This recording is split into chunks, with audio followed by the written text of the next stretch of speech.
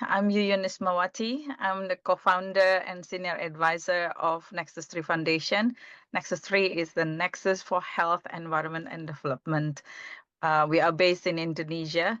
We established it 25 years ago. Oh my God, time flies. Okay.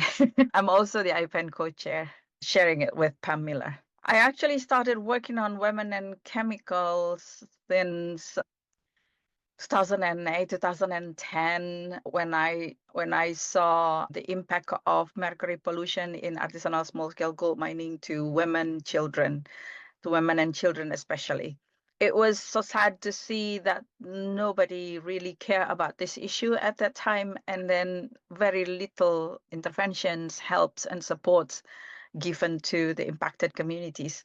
So these situations lead me to another issue that very often undermined and overlooked in Indonesia, that the issue of chemicals. Chemicals impacted men and women differently in many ways. First is that because we have different physiology, different physical features between men and women, and culturally also there's still some divisions of roles between men and women.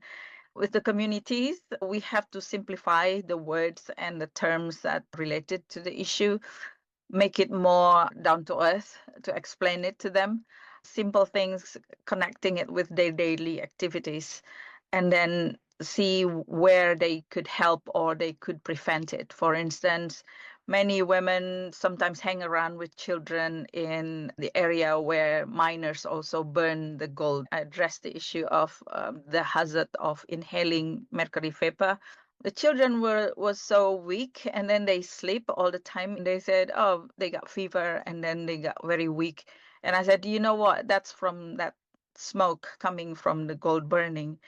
Without explaining to them in a more complicated words about mercury vapor affecting your respiratory health, we started discussing how they can prevent the children getting sick. And then from then, the ladies told the men not to put that gold burning near the gathering area. But in another language, to the policymakers, we use equipment, in this case, to demonstrate the mercury vapor concentrations. We use Lumex. So we explain how we can read the mercury vapor, and we demonstrate it in front of them. And also, we even offered them to see, we demonstrated how mercury in our mouth also can be measured, and they were surprised with that. And then we said, okay, you have to have a regulation, because at the moment the regulation was 25,000 per meter cubic. It's not good. The standard's supposed to be 1,000. It's following the regulation. So by demonstrating that in front of them, to the policymakers and the regulators, it helped them to establish the steps and procedures to set the standard.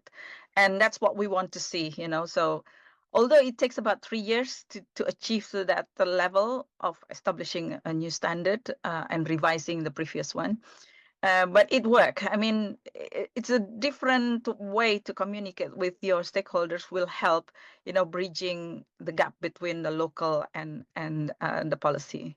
And in addition to that, talking to other stakeholders like the business people, the industry stakeholders, medical health equipments containing mercury is easier to communicate, because the association approached us, before we approached them. They said, oh, we've been seeing you campaigning for mercury-free thermometers and sphygmomanometers.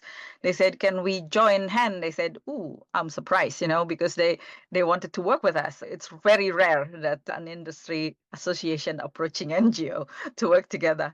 Apparently, the industry is ready to shift to the non-mercury equipment, but the policy, the procurement, still asking them to procure and supply them with mercury-based equipment.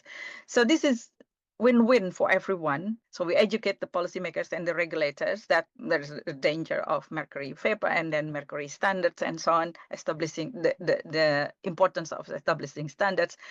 And at the same time, the industry said, yeah, we don't want this. We are ready to go. We are ready to move. So please change your regulation so we can procure you with the non-mercury equipment.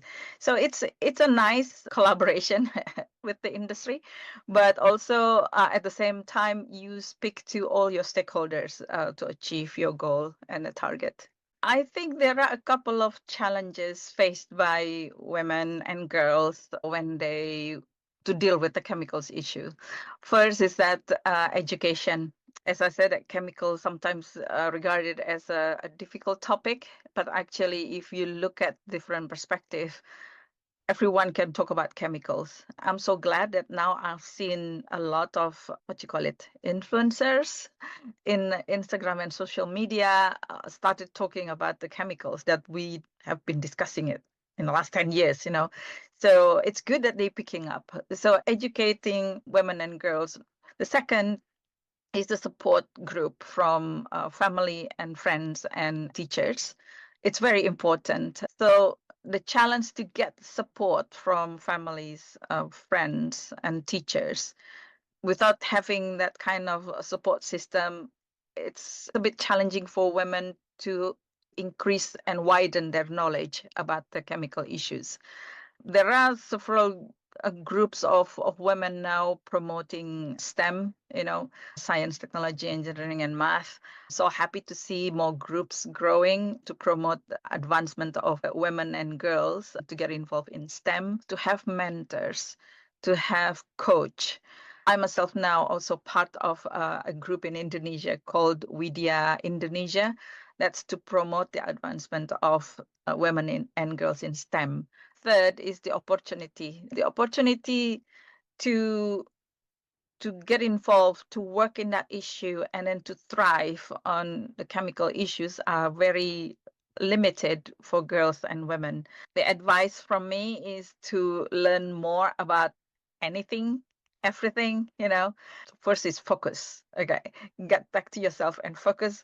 This is what you want to do. This is what you want to learn, because if you cannot focus, then you cannot achieve your target.